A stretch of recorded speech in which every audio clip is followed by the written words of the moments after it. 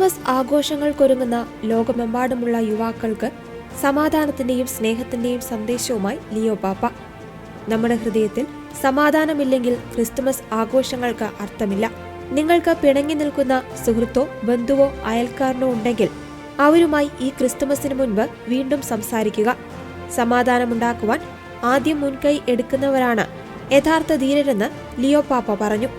Christmas വെറും ആഘോഷമല്ല, മറിച്ച് ക്ഷമയുടെയും സമാധാനത്തിന്റെയും സന്ദർഭമാണെന്ന് ലിയോ പാപ്പ ഓർമ്മിപ്പിച്ചു.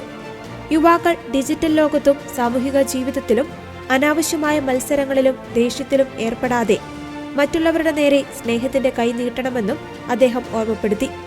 ലോകത്ത് വർദ്ധിച്ചുവരുന്ന യുദ്ധങ്ങളുടെയും അശാന്തിയുടെയും പശ്ചാത്തലത്തിൽ സമാധാനത്തിന്റെ വിത്തുകൾ ഓരോ വ്യക്തിയുടെയും ഹൃദയത്തിൽ നിന്നാണ് തുടങ്ങേണ്ടതെന്നും അദ്ദേഹം കൂട്ടിച്ചേർത്തു. വത്തിക്കാനിലെ വിവിധ വകുപ്പുകളിൽ ജോലി ചെയ്യുന്ന അൽമായരുടെയും വൈദികരുടെയും തൊഴിൽ സാഹചര്യങ്ങൾ മെച്ചപ്പെടുത്തുന്നതിനായി ലിയോ പാപ്പ പുതിയ നിയമപരിഷ്കാരം നടപ്പിലാക്കി. തൊഴിലാളികളുടെ തൊഴിൽ സുരക്ഷ, ശമ്പള വ്യവസ്ഥകൾ, വിരമിക്കൽ ആനുകൂല്യങ്ങൾ എന്നിവയിൽ കൂടുതൽ വ്യക്തത വരുത്തുവാൻ പുതിയ ചട്ടത്തിലൂടെ സാധിക്കും. വത്തിക്കാൻ ഭരണകൂടവും തൊഴിലാളികളും തമ്മിലുള്ള ബന്ധം സുതാര്യമായിരിക്കണമെന്നും തൊഴിൽ തർക്കങ്ങൾ പരിഹരിക്കുവാൻ കൃത്യമായ സംവിധാനം ഉണ്ടാകണമെന്നും മാർപ്പാപ്പ നിർദ്ദേശിച്ചു. തൊഴിൽ മേഖലയിലെ ആധുനിക വെല്ലുവിളികളെ നേരിടുവാൻ വത്തിക്കാനെ സജ്ജമാക്കുന്നതാണ് ഈ പുതിയ പരിഷ്കാരങ്ങൾ. പരിശുദ്ധ പിതാവിന്റെയും വത്തിക്കാന്റെയും ആഗോള കത്തോലിക്ക സഭയുടെയും ശുശ്രൂഷയിൽ വത്തിക്കാൻ റേഡിയോയുടെ മലയാള വിഭാഗം 60 വർഷങ്ങൾ പൂർത്തിയാക്കി. 1965 ആരംഭിച്ച വത്തിക്കാൻ റേഡിയോ മലയാള വിഭാഗം 6 പതിറ്റാണ്ട് തികച്ച പശ്ചാത്തലത്തിൽ വാർത്താവിനിമയ കാര്യങ്ങൾക്കായുള്ള വത്തിക്കാൻ ഡിക്കാസ്ട്രി അനുമോദന ഫലകം നൽകി. ഡിസംബർ 18 വ്യാഴാഴ്ച നടന്ന സമ്മേളനത്തിൽ ഡിക്കാസ്ട്രി അധ്യക്ഷൻ കർദിനാൾ പൗളോ റുഫിനിയാണ് പ്രത്യേക അനുമോദന ഫലകം സമ്മാനിച്ചത്. 1965 പോൾ ആറാമൻ പാപ്പ ഭാരതം സന്ദർശിച്ചതിന്റെ പശ്ചാത്തലത്തിൽ നടന്ന ചർച്ചകളുടെ ഭാഗമായിട്ടാണ് മലയാളം, ഹിന്ദി, തമിഴ് എന്നീ ഇന്ത്യൻ ഭാഷകളിലേക്ക് കൂടി വത്തിക്കാൻ റേഡിയോയുടെ പ്രവർത്തനം വ്യാപിപ്പിച്ചത്.